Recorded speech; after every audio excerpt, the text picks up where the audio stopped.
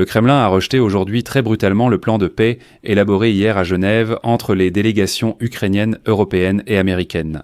Les représentants de Poutine ont affirmé pouvoir travailler avec le plan en 28 points qu'ils ont transmis à Washington via Steve Witkoff.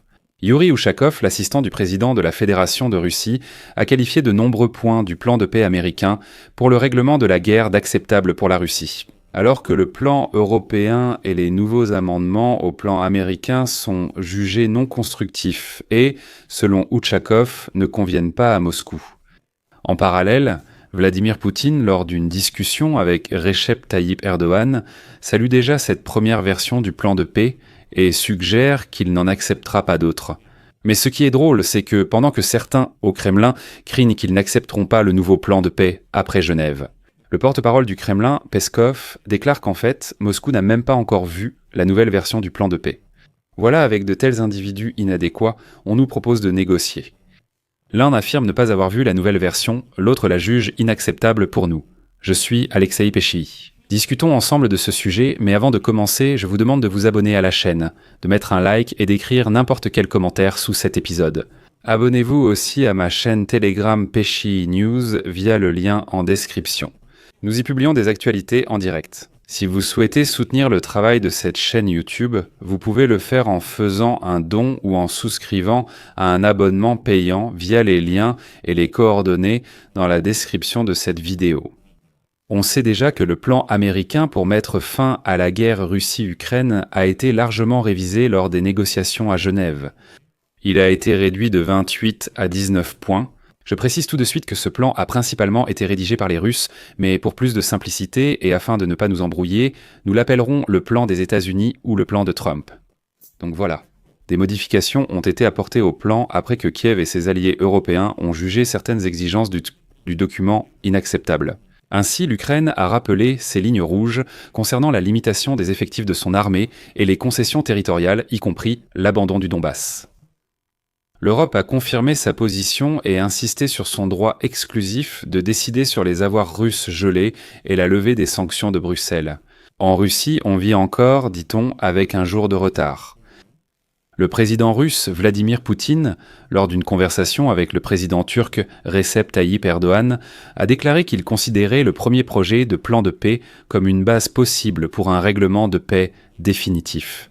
Le communiqué du Kremlin indique, je cite, « Vladimir Poutine a souligné que les propositions dans la version que nous avons examinée vont dans le sens des discussions lors de la rencontre russo-américaine en Alaska et peuvent en principe servir de base à un règlement de paix définitif. » Le communiqué précise aussi que Recep Tayyip Erdogan souhaite participer aux négociations et propose Istanbul comme lieu de rencontre.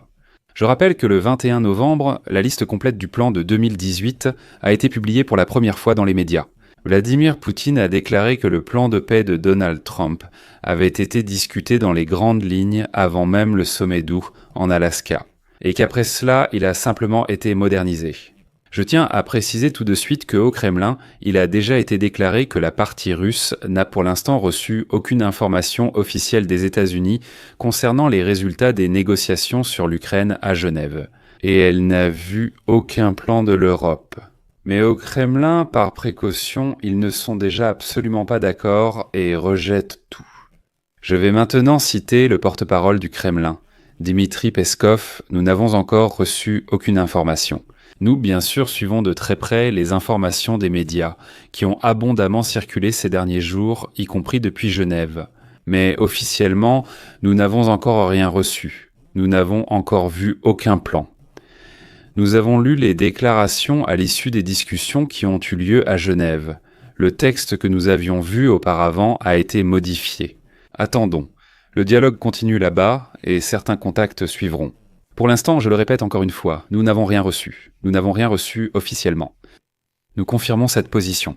Mais cette position n'empêche absolument pas l'assistant de Poutine de rejeter déjà toutes les modifications du plan de paix qui ont été faites hier à Genève.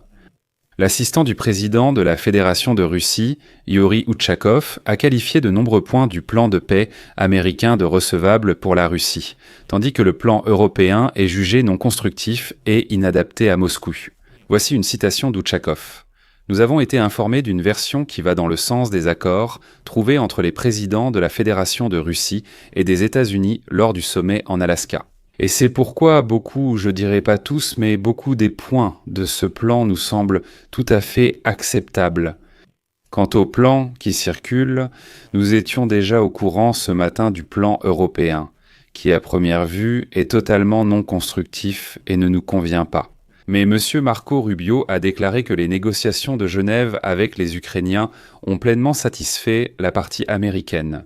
Mais il a aussi dit qu'il y a 28 points, il y en a aussi 26, il y a beaucoup de choses, en plus de beaucoup de spéculations différentes. Nous ne savons pas à qui faire confiance. Outchakov a déjà indiqué qu'il suivrait uniquement le plan de Vitkov et Dmitriev à Miami. Outchakov affirme attendre un signal de Washington pour la suite des négociations, tout en précisant qu'ils n'ont pas vu le plan européen et ignorent ce dont Américains et Ukrainiens ont convenu à Genève. Mais nous n'acceptons certainement pas.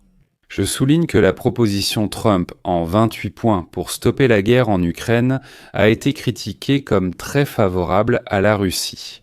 Pendant ce temps, la contre-proposition européenne correspond beaucoup plus aux souhaits de l'Ukraine. Ainsi, les diplomates compétents cherchent et montrent toujours un juste milieu entre ces positions. Mais les Russes qu'on en crinte qu'ils sont, vous savez, les vainqueurs du nazisme et tout ça. Et donc, ils s'attendent à ce que tout se passe exactement comme ils le veulent, comme ils l'ont dit. Trump favorise malheureusement cela. Je vais rappeler brièvement les différences entre les deux plans sur les concessions territoriales. Le plan des États-Unis prévoit que Luhansk, Donetsk et la Crimée occupée seront reconnus de facto comme russes, y compris par les États-Unis. Il est aussi prévu de geler la ligne de front à Kherson et Zaporijia. Le projet européen porte sur l'élargissement de l'OTAN. Le projet de plan des États-Unis comprend une disposition selon laquelle l'OTAN ne s'élargira pas davantage et prévoit que l'Ukraine acceptera de ne pas adhérer à l'OTAN.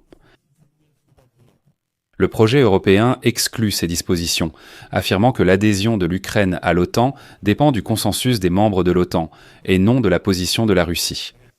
Il est à noter qu'actuellement, ce consensus n'existe pas, mais la formulation laisse la possibilité que cela change à l'avenir.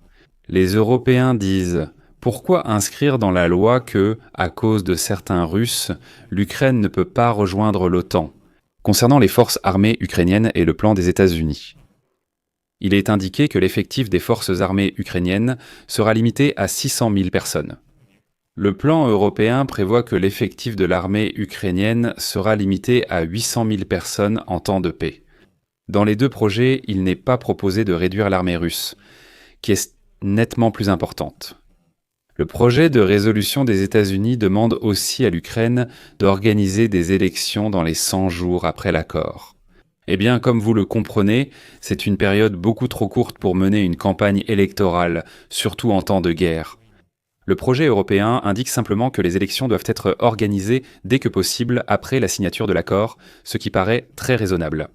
Mais je propose de parler plus en détail de ce plan de paix européen dans le prochain épisode. Pour l'instant, retenons que les Russes craignent déjà qu'ils n'acceptent rien d'autre que ce qu'ils proposent eux-mêmes. Je vais mettre des points de suspension ici. Donnez votre avis, vos conclusions dans les commentaires. Sous cette vidéo, abonnez-vous à la chaîne, cliquez sur la cloche et n'oubliez pas de mettre un like. C'est tout pour aujourd'hui, prenez soin de vous, à bientôt à tous.